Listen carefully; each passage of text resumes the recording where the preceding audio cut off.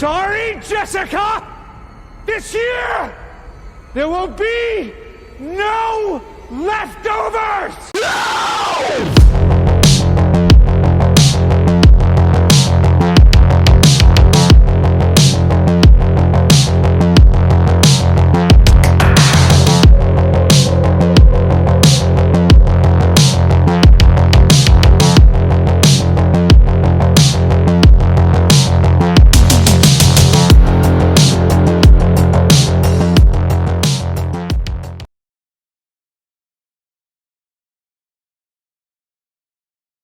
Hello, children of the night. Welcome back to Blood and Guts Slashorama. With me, as always, Mad Matt. How's it going, Matt? I'm doing fantastic, Evil Adam, because as you know, the Thanksgiving week is upon us. We're getting ready to have a feast with our families, and we hope that you are too, boos and ghouls. And as you've seen from our intro, with the movie that we're reviewing this week, it's going to be Thanksgiving. And hopefully, after you have your feast with your families, like the tagline of the movie, there will be no leftovers. Except for that cranberry that comes in the shape of a can, because everybody loves that, right? Yeah, terrible. Yeah, that's right. So, of course, Thanksgiving was the 2023 film that was brought to us by Eli Roth. And if you know his work, sometimes he has a mixed bag. I know he had that flop recently, Borderlands, which I haven't seen yet.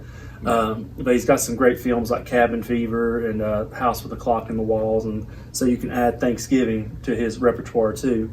And as you know, this was inspired by the Grindhouse trailer back in 2007 by the legendary directors Quentin Tarantino and Robert Rodriguez. And of course, Eli Roth directed that trailer as well. So tell me what you thought about that trailer back in 2007. Was that one that actually had you hyped for wanting this movie? Because I know we had like Machete, Hobo with a Shotgun. Those are the ones that come to mind. Yeah, those trailers were awesome. I like this trailer. I like the gritty feel.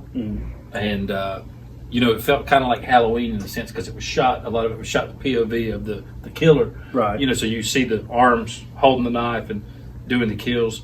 It was pretty gritty as well. Right. And I know that they used this desaturation and they even, I don't know if it was that trailer or one of the others, but I know that they had taken the film itself and like did some damage to it, ran over it with a car and did some stuff to it that like really mess it up. To give you that 70s drive-in feel exactly. Back in the day. Exactly. And of course, I know it's like me and you were having this discussion earlier talking about how we wish they would have went that route. But we know that most of your audience is like, John Q. Public that don't keep up with it. They're not going to sit through that.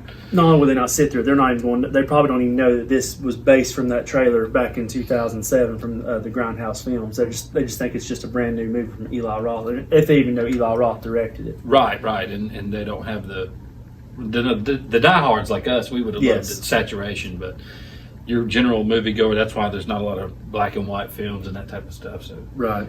Yeah. So before we go any further, friends and please, just let you know if you've not seen the movie, there will be spoilers throughout this review. So if you haven't seen it, stop right here and then come back. You can pick back up and you can see if you agree with our critiques and what we think is positive about the film. Well, we've warned you. Moving forward then, ever since that trailer released in 2007, within that double bill of the Grindhouse films, Planet Terror and Death Proof, this movie started production as early as 2010s when Eli Roth was kicking it around. So it's been like a good long time coming before it finally seen the light of day. Yeah.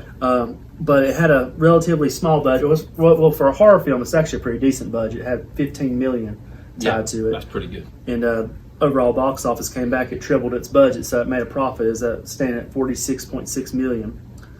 And the movie itself has a pretty decent cast. Like the one that's really going to stand out for everybody's Dr. McDreamy, Patrick Dempsey. Right. And of course he's the sheriff, Eric Newton.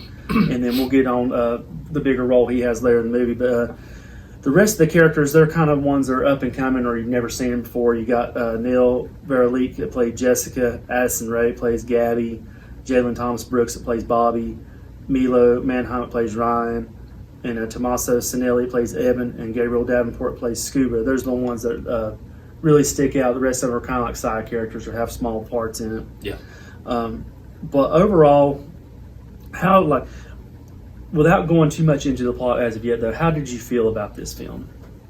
Overall, it's okay. I mean, it's a good holiday slasher. If you want a Thanksgiving slasher, it fits the bill for you. Do I feel like it broke the mold? Is it going to be something that's like going to be a game changer in the horror universe? No, it's probably not. But you know, it's got some good kills. It's got some good practicals. You know, but aside from that, what do you? I think it's great, and kind of piggybacking off you. It's not something I think it's like you said. It's going to break the mold and just be like Halloween did in '78. When people are going to talk about 40 years from now what a great flick Thanksgiving was.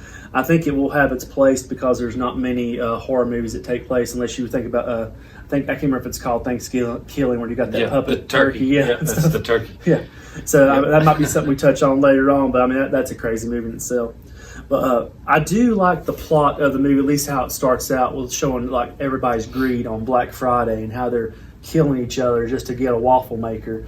And I thought Eli Roth done a great job of capturing that at the beginning. And you get like you were talking about great practical effects, like they break the doors down, glass is shattered, and this one guy walks in and glass just pokes him right in his jugular vein. And even when he's dying, he goes and picks up a waffle maker and falls down, and somebody else comes and takes that from him. And so I just thought that perfectly captured how society is, because every Black Friday, you'll see those viral videos where they're opening the doors and people are killing each other to get in there just to save $30 off of something. And so, like I said, that's a great allegory of how people are. It kind of reminds me of The Stuff and how the consumerism of that movie and how it ties back into things. Yeah, I mean, they did it in Krampus. Yeah, as well, and I think they did it a little better in Krampus with the holiday slow motion. But you know, that's you know, in the other video, check out our Krampus video. Yeah, but no, I'm with you on that. So then the movie itself takes place a year after all those events, and of course that retailer who had all those deaths on their hands, instead of just saying, you know what, we're going to be closed for Black Friday, they're like, nope, we're going to reopen, we're going to do it better, and we'll give you those deals. So, of course, John Carver, the main antagonist and the killer of this movie, doesn't like that and starts setting his plan in motion. And I do love the fact how they done this together, Friends and Fiends, where they use social media, like he uses Instagram, where he starts tagging the survivors, trolling and tagging, and all that. Yeah, I thought that was well done, and just the outfit is okay too. I mean, it's kind of still close to Guy Fawkes, V for Vendetta, right? That outfit, you know. I mean, the mask is different, the hat is different, and so on. But you know, it's kind of similar there in that vein of costume. But yeah, no, I dug the outfit, like I said, because I think I just really love the mask and how it had that pilgrim feel to it and stuff. And I love how they set it up in the movie, how everybody in the town was having that mask, and so it made it harder to find out who the killer was. Right. As far as like the rest of the movie goes, as far from here, you have that main cast that you met at the beginning of the movie, that first Black Friday, but then you're following around. I think that's the weakest part of the movie is the cast itself, because it's just your basic carbon cookie cutter characters. You know, you got the jock, the pretty girl. The girl is kind of like quiet because of everything that's happened. And none of them are very likable either. No, they're not. Not really. So I mean, you know, you don't really feel when they get killed like, oh shit, they killed Sharon or something. You know, like you don't really feel that kind of emotion to them. And I think they would have, if they would have went a little more likable with the characters to where you felt something, that would have been a little better. But that's you hit the nail on the head, you know? Because to me that's the testament of great writing. If I care about your characters enough where it bothers me when they die. Like recently, me and my kids, we watched American Werewolf in London, and they were hoping something would happen to save David. And then, spoiler alert, you know, whenever a 40-year-old movie, if you've not seen it by now, but when he dies in the end, that really bothered him. And so, to me, that's a testament of good writing, that you care about those characters. And like this one, like you said, you don't really care about them. You're just more wanting to see how they're going to die, like a body count type of thing. Right. And at least it does do a good job of that and how it sets up its kills and the practical effects of them. Right. So for me, as the story continues, like I said, I love the outfit of John Carver.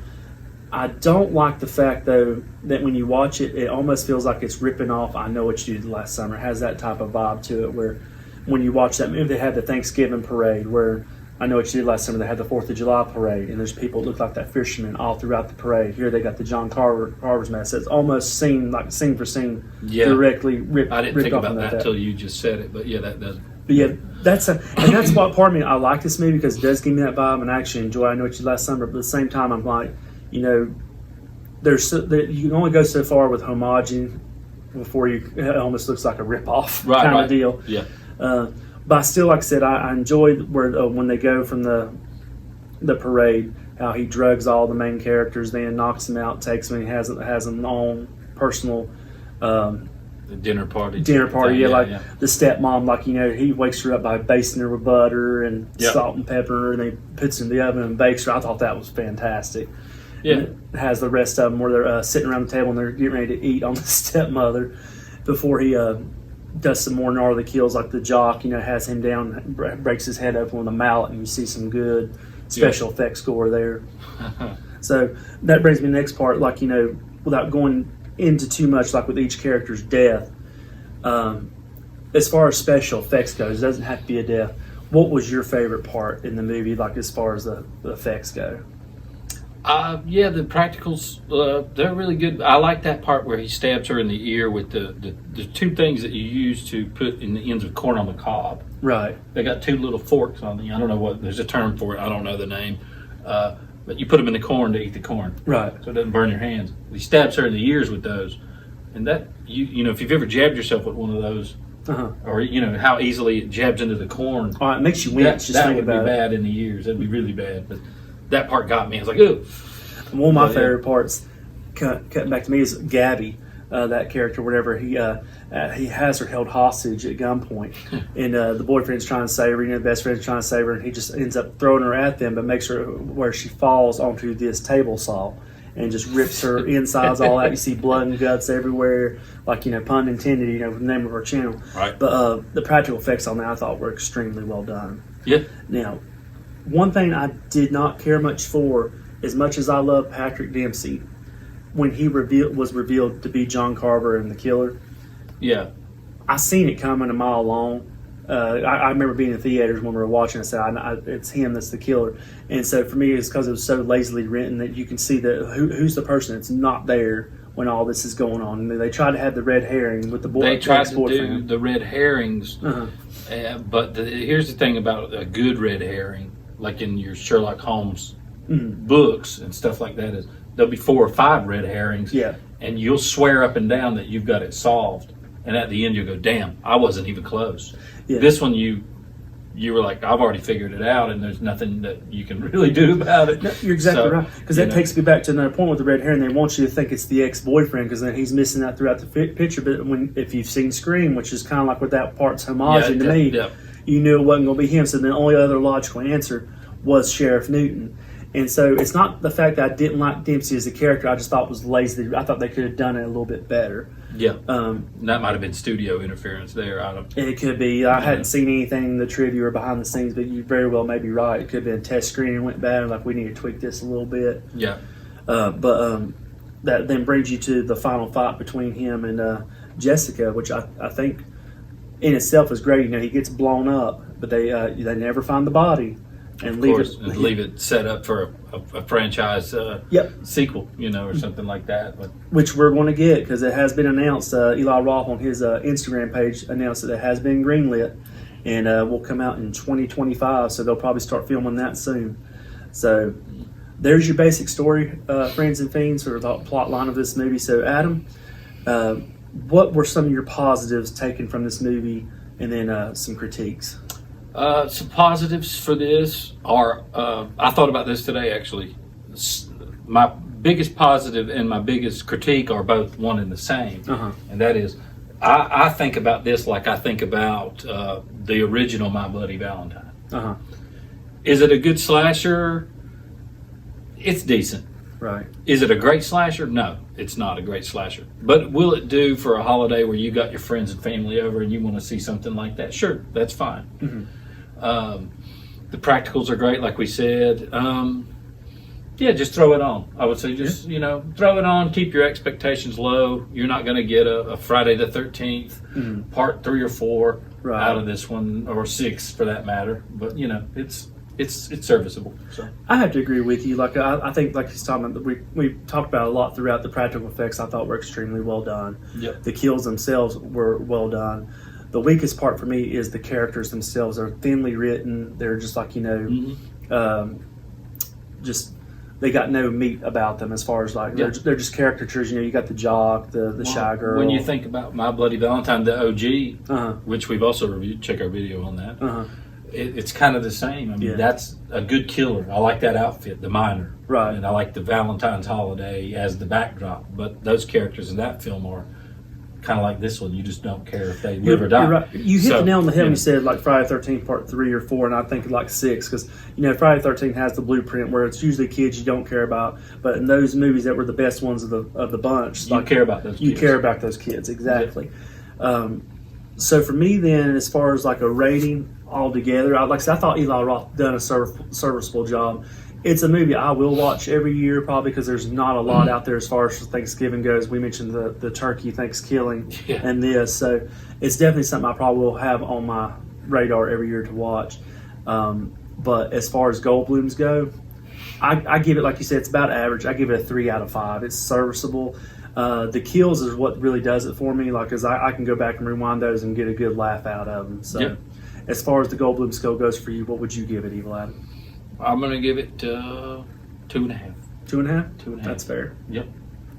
Had they stuck to that OG trailer, you might even get a 3.5, 4 with the grittiness. But for me, I'll stick it low at 2.5. Okay. So there you have it, friends and fiends. I give it a 3. Evil Adam gives it a 2.5. So let us know in the comments if you've seen Thanksgiving. What do you think of it? Do you think we have it ranked too high, too low? What are your favorite kills of the movie? Just let us know. We'd love to have that discourse with you. And as always, too, make sure you like the video, subscribe to the channel, and share it with your friends. And like, when you're getting that extra piece of pumpkin pie and you want to watch something else, just crank up some more Blood and Guts HHN. There you go. And as always, it is going to be a very happy Thanksgiving.